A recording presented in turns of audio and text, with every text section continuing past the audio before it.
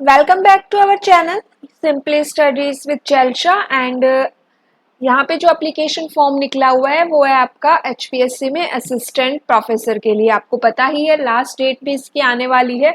तो एक तो यहाँ पे ये देखो कि आपको यहाँ पे फॉर्म फिल करते हुए बिल्कुल भी जल्दबाजी नहीं करनी है, क्योंकि फिर आप यहाँ पे इसको क्या नहीं कर पाओगे, उसको एक बार आपने फिल कर दी डिटेल, देन यहाँ पे आप उसे मॉडिफाई नहीं कर पाएंगे। तो आपको चाहे 2 दिन ले लीजिए, 3 दिन ले लीजिए, लेकिन फॉर्म को क्या करना है, एकदम अपने डाउट क्लियर करते हुए देन उस फॉर्म को क्या करना है, कंप्लीट करना है। तो देखो सबसे पहले यहाँ पे आप न्यू रजिस्ट्रेशन करते हो। वैसे तो मैं आपको पूरा फॉर्म यहाँ पे कंप्लीट फिल करके नहीं दिखाने वाली हूँ, आपने काफी देखा होगा यूट्यूब पर, आपको मिल भी गया होगा कि फॉर्म कैसे फिलअप करते हैं। काफी आपके डाउट्स भी होंगे, मैंने भी चेक किया है कि क्या क्या डाउट्स है। तो यहाँ पे काफी डाउट्स है जो काफी स्टूडेंट्स को है, मुझे भी 2-4 डाउट्स थे। तो यहाँ देखिए कि न्यू रजिस्ट्रेशन करते हैं, तो न्यू रजिस्ट्रेशन करने के लिए आपको ये 3 चीजों की रिक्वायरमेंट रहेगी। इनमें से कोई भी एक आपको यहाँ पे चाहिए आपको रजिस्ट्रेशन करने के लिए। या तो आपको यहाँ पे फैमिली आईडी बनी हुई है तो वो चलेगी, आधार कार्ड और मोबाइल नंबर, इन तीनों में से आप किसी भी एक से क्या कर सकते हो, रजिस्टर कर सकते हो। सबसे पहले जब आप रजिस्ट्रेशन पे क्लिक करते हैं ना, यहाँ पे क्लिक हेयर टू प्रोसीड करेंगे, तो आपको यहाँ पे क्या करना है, यहाँ पे पहले पूछता है कि भाई हरियाणा का आपके पास आप बोनाफाइड रेजिडेंट हो या नहीं। अगर आपने यस किया तो आपको हरियाणा डोमिसाइल का सर्टिफिकेट यहाँ पे क्या करना होगा, अपलोड करना होगा। उसके बाद यहाँ पे सेकंड आपने मान लो फैमिली आईडी को सिलेक्ट किया है, तो आपको फैमिली आईडी का वहाँ पे स्कैन कॉपी लगानी पड़ेगी एंड ये सब आपको पीडीएफ फॉर्मेट में लगाना है, ठीक है।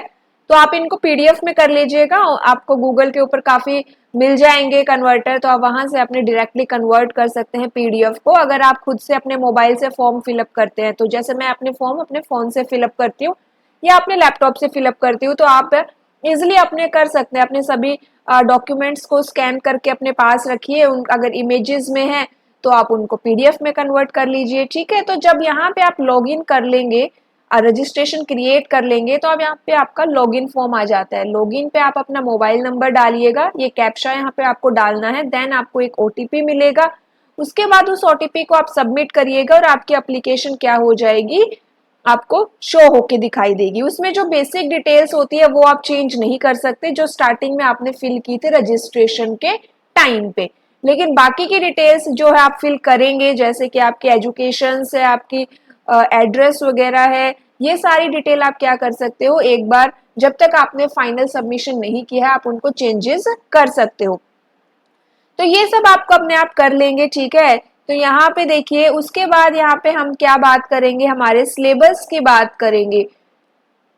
सिलेबस क्या रहेगा, एक बात और, आपकी जो फोटो रहेगी ना उसके ऊपर आपको साइन करके देन लगाना है। फोटो के ऊपर आपको क्या करना है, अपना साइन करना है, फिर उसको स्कैन करना है और उसके बाद अपलोड करना है। उसमें मेंशन किया गया है कि फोटो क्या होनी चाहिए, साइन की हुई होनी चाहिए। तो अपनी फोटो पे साइन कर लेना, देन अपलोड करना है उसको। और एक जो पर्टिकुलर उन्होंने साइज मेंशन किया है, पिक्सल्स में मेंशन किया है, उसी फॉर्मेट में आपकी फाइल्स क्या होंगी, अपलोड होंगी। आपको 10th का सर्टिफिकेट अपलोड करना है, 12th का सर्टिफिकेट अपलोड करना है, ये और फोटो एंड साइन। उसके बाद ये क्या रहेंगी आपकी, अगर आप रिजर्वेशन में अप्लाई कर रहे हैं किसी भी बीसीए बीसी बीएससी में अगर आप ले रहे हैं, तो आप उसको सर्टिफिकेट अपलोड करेंगे एंड देन आपका क्या हो जाएगा, बेसिक जो डिटेल है वो फिल हो जाएगी। उसके बाद आप जिस भी पोस्ट के लिए अप्लाई कर रहे हैं उस पोस्ट के लिए अप्लाई करेंगे एंड देन आपके पास क्या आएगा, फिर से क्वालिफिकेशन वाला पेज ओपन होकर आएगा। वहां पे आपको अपनी ग्रेजुएशन, पोस्ट ग्रेजुएशन वहां पे रखनी है, उनके डॉक्यूमेंट्स लगाने हैं। यहाँ पे देखो, मैंने जब मैं यूट्यूब पे देख रही थी तो काफी स्टूडेंट्स के कमेंट थे, काफी किसी से पूछ रहे थे कि भाई डीएमसी लगाए, डिग्री लगाए, मार्कशीट लगाए, क्या लगाए, ठीक है। तो अगर वहां पे ना, मैंने काफी देखा, वहां पे लिखा हुआ है मार्कशीट स्लैश डिग्री। क्या लिखा हुआ है, मार्कशीट स्लैश डिग्री। अगर दोनों कम लगानी होती ना तो वो यहाँ पे एंड लिखता, यहाँ पे स्लैश है। तो यहाँ पे मार्कशीट है और मार्कशीट भी आपको अपने फाइनल की लगाएंगे। तो अगर आपने अपने फाइनल की लगाई है तो कोई प्रॉब्लम नहीं है, ये सही है ये फॉर्म। क्योंकि जब आप अपनी मार्क्स की डिटेल डाल रहे हो ना, तो आप अपने फाइनल मार्क्स की जो डिटेल डाल रहे हो वो सब डिटेल इसके अंदर मेंशन है। आपकी लास्ट सेमेस्टर की में, तो आप ये लगाएंगे तो चलेगा, ठीक है। ओनली डिग्री लगाते हैं तो इसके अंदर थोड़ा सा वो हो जाता है कि भाई आपने डिग्री के अंदर कुछ भी मेंशन नहीं होता, कोई भी मार्क्स कुछ भी नहीं होते, तो यहाँ पे आप अपने लास्ट सेमेस्टर की मार्कशीट लगाएंगे तो वो चलेगा, ठीक है, वो ठीक है। इसमें आपको कोई कह रहा है कि भाई सभी सेमेस्टर की लगानी चाहिए, पीडीएफ में कन्वर्ट करके एक फाइल में क्रिएट कर सकते हैं, वो भी ओके है, लेकिन भाई जिन्होंने हम जनरली क्या करते हैं, हम लास्ट सेमेस्टर की ही लगाते हैं, तो ये ठीक है। इसलिए आपको इसमें घबराने की बात नहीं है कि भाई लास्ट सेमेस्टर की लगा दी, लेकिन डिग्री वालों को थोड़ा सा वो रहेगा कि भाई ये भी ठीक है कि एक ये सोच सकता है सामने वाला कि डिग्री तो तभी आएगी ना जब उसने क्लियर किया होगा, तो वो डॉक्यूमेंट वेरिफिकेशन के टाइम पे होगा। तो ये सब बातें हैं यहाँ पे। उसके बाद यहाँ पे देखो फिर क्या आएगा, जब यूजीसी नेट का सर्टिफिकेट है या फिर पीएचडी है वो आपको वहां पे अपलोड करनी है। एंड उसके बाद आपके पास फीस डिटेल का आपका पास पेज आएगा, फीस आपको सबमिट करनी है, देन आपका एप्लीकेशन फॉर्म आपको डाउनलोड करना है। उस एप्लीकेशन फॉर्म को प्रिंट आउट लेंगे, उसे साइन करेंगे, साइन करने के बाद उसे फिर से अपलोड करना है, देन आपका सब क्या हो जाएगा, फॉर्म कंप्लीट हो जाएगा। तो ये तो फॉर्म का प्रोसीजर है, ये सेम स्टेप्स अगर आप देखेंगे तो आपको आप मिलेंगे। अब यहाँ पे देखो सिलेबस की अगर हम बात करें तो सिलेबस हमें पता है कि भाई स्क्रीनिंग एग्जाम लिखा हुआ है वहां पे, एंड सब्जेक्ट नॉलेज टेस्ट है। तो स्क्रीनिंग एग्जाम ऑब्जेक्टिव टाइप रहेगा, सब्जेक्ट नॉलेज टेस्ट आपका डिस्क्रिप्टिव रहेगा, ये दोनों टेस्ट। अब मुझे भी थोड़ा सा डाउट है कि स्क्रीनिंग एग्जाम में एक्चुअली में क्या क्वेश्चन पूछेगा, क्योंकि अगर इससे पहले के फॉर्म्स हम देखें एचपीएससी के, जो पहले पीजीटी के अगर हम फॉर्म देखें तो वहां पे ना वो स्पेशली मेंशन करता था कि भाई एचपीएससी में कि इस एग्जाम में आपकी पेडागोजी की हरियाणा जीके, मैथ, रीजनिंग ये सब आएगा। अगर आपने प्रीवियस कोई एडवर्टाइजमेंट देखी है ना, उसका डिटेल नोटिफिकेशन देखा हो तो वहां पे स्पेशली मेंशन रहता है ये सब आएगा। तो और साथ में आपका सब्जेक्ट भी आता था, ठीक है, तो ये सब वहां पे लिखा हुआ था, लेकिन यहाँ पे ऐसा कुछ भी नहीं लिखा कि भाई ये सब आएगा। तो मैं भी काफी देख रही थी कि कहीं पे कुछ ऑथेंटिक सा मिल जाए कि क्या रहेगा क्या नहीं रहेगा। तो यहाँ पे अगर हम अभी जो लेटेस्ट एचपीएससी ने एग्जाम लिए हैं, स्क्रीनिंग एग्जाम लिए हैं, तो उसमें अगर आप देखेंगे ना तो उसमें आपका सब्जेक्ट ही पूरा पूछा गया है। ऑब्जेक्टिव क्वेश्चंस आए हैं 100, लेकिन वो सारे आपके सब्जेक्ट से ही आए हैं। तो यहाँ पे हम क्या मान के चल रहे हैं, मतलब कि 99% हम ये लेके चल सकते हैं कि इसमें भी हमारा क्या आएगा, भी सब्जेक्ट ही पूछा जाएगा। मतलब ये कंप्यूटर साइंस अगर हमारा सब्जेक्ट है तो ये 100 क्वेश्चन कंप्यूटर साइंस से रहेंगे, 100 नहीं तो 90 क्वेश्चंस तो कंप्यूटर साइंस के ही रहेंगे। जो 10 क्वेश्चंस बच जाते हैं वो 10 क्वेश्चंस में भी इधर उधर से आ जाए। एंड ये क्या है, आपका स्क्रीनिंग टेस्ट है जो कि आपका ओनली क्वालिफाइंग नेचर का रहेगा, इसके मार्क्स क्या नहीं होंगे, आगे नहीं जुड़ेंगे। तो इन्होंने एक सिलेबस दिया है, सिलेबस आ गया है, काफी दिन हो गए हैं, 2-4 दिन पहले आ गया था सिलेबस। तो ये एक ही सिलेबस है, यही सिलेबस आपके स्क्रीनिंग एग्जाम का रहेगा, यही सिलेबस हमारे सब्जेक्टिव एग्जाम का रहेगा। एंड जो सब्जेक्टिव एग्जाम है वो 150 मार्क्स का रहेगा। आपके टोटल 10 यूनिट्स यहाँ पे गिवन है, एक तरह से ये 10 सब्जेक्ट्स है। एग्जाम में टोटल आई थिंक 18 क्वेश्चंस आएंगे।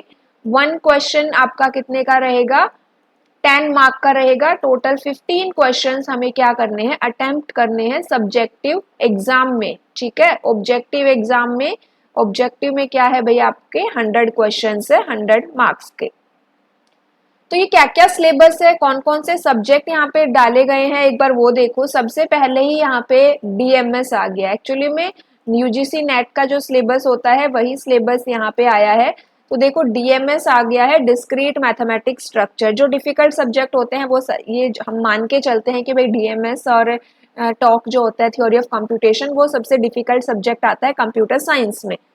तो सबसे पहली ही यूनिट हमारी किसकी है, डीएमएस की रहेगी, जिसके अंदर हमारे क्या है, ये ऑब्जेक्टिव के लिए तो ये फिर भी ठीक रहती है डीएमएस, लेकिन सब्जेक्टिव में थोड़ी सी ये डिफिकल्ट हो जाती है। इसमें मैथमेटिकल लॉजिक है, propositional and predicate logic, propositional equivalence, normal form, predicate, quantifier, nested quantifier, rules of inference, set and relations है आपका। एक बार डिटेलिंग के लिए आप देख लेना क्या क्या है, अदरवाइज वीडियो काफी लंबी हो जाएगी, मैं हर एक टॉपिक को रीड करूंगी। तो देन काउंटिंग मैथमेटिकल इंडेक्शन है, डिस्क्रीट प्रोबेबिलिटी है, आपकी ग्रुप थ्योरी आएगी यहाँ पे, ग्राफ थ्योरी है, बूलियन अलजेब्रा ये इसी में इंक्लूड है, एंड ऑप्टिमाइजेशन भी इसमें आ गया है, लीनियर प्रोग्रामिंग है, mathematical model, graphical solution, simplex, dual simplex method, sensitive analysis. जो नेट का एग्जाम होता है ना उसके अंदर तो ये एक अलग से पोर्शन होता है और इससे एक क्वेश्चन डायरेक्टली आता है, तो ये इसी में इंक्लूड किया गया है। Integer programming, transportation and assignment model, PERT, CPM, diagram representation, critical path calculation, resource levelling, cost consideration in project scheduling. Second आपका आर्किटेक्चर रहेगा, कंप्यूटर सिस्टम आर्किटेक्चर। आर्किटेक्चर में क्या क्या है, सबसे पहले तो डिजिटल का ही पोर्शन रहेगा, लॉजिक, सर्किट्स एंड कंपोनेंट्स है, देन डेटा रिप्रेजेंटेशन है आपकी, फिर register transfer and micro operations है, basic computer organisation and design, programming the basic computer, multi programmed control, CPU, pipeline and vector processing, input output organisation, memory hierarchy, multi processor. Third आपकी programming language and graphics है, language design and translation issue, elementary data types, programming in C, object oriented programming, programming in C++, web programming, computer graphics, 2D geometrical transform and viewing, 3D object representation, geometric transformation and viewing. Fourth unit आपकी database की रहेगी, database concept and architecture, data modelling, SQL, normalisation, enhanced data model, warehouse and mining, big data, system, no SQL। Fifth है हमारी system software and operating system, system software, basic of operating system, threading, threads, CPU scheduling, deadlock, memory management, storage management, file and input output system, security, virtual machine, Linux operating system, Windows operating system, distributed system। Sixth unit है software engineering की, software process model, software requirement, software design, software quality, Kokomo models है इसमें, software testing, SCM, data structure and algorithm, data structure, performance analysis of algorithm and recurrence, design technique, lower bound theory, graph algorithm, complexity theory, selected topics, advanced algorithm। Eighth unit है theory of computation and compiler, इसके अंदर ये सभी languages है, regular language, context free, Turing machine, unsolvable problem, syntax analysis, semantic analysis, run time system, intermediate code generation and optimisation. फिर computer networking है, data communication है, data communication, computer network, OSI, TCP IP, world wide web, network security, mobile technology, cloud computing and IoT। और last unit है artificial intelligence, approaches to AI, knowledge representation, planning, natural language processing, multi agent system, fuzzy set, genetic algorithm, artificial neural network. तो ये total 10 units है हम HPSC assistant professor के objective exam के लिए और सब्जेक्टिव नॉलेज टेस्ट के लिए, ठीक है।